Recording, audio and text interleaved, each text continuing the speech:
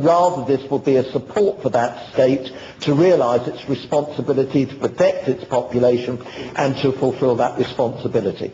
So in view of that fact, that massacre has already occurred in Camp Ashraf, and indeed there are every sign that the Iraqi government has not fulfilled its commitments towards Ashraf residents, and instead it has launched their massacre and has so far killed 35 of them and wounded hundreds of them. So I will be drawing that to our honourable friend's attention a little later.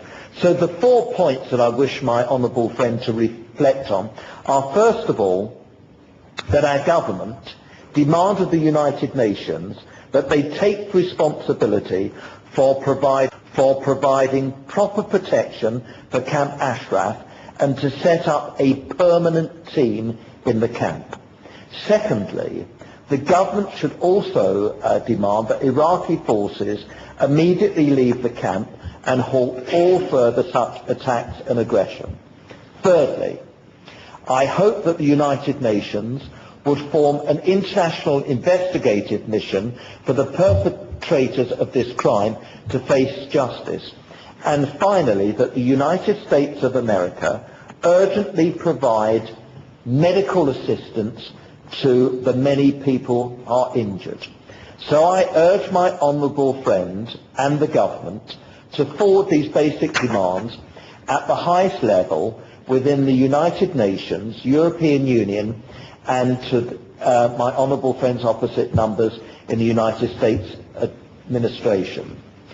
I know, Mr. Scott, that there is overwhelming support in the House of Commons and in the other place for the residents of Camp Ashraf to be protected.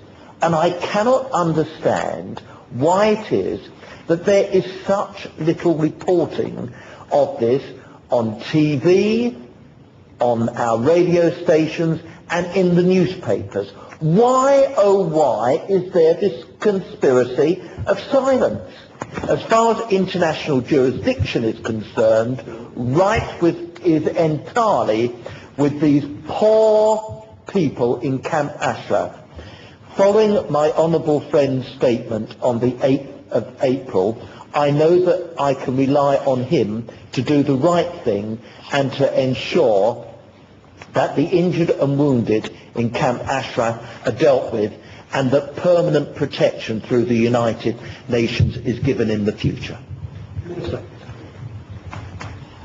Thank you, Mr. Scott, and it's a pleasure to serve under your chairmanship, and I'd like to begin by thanking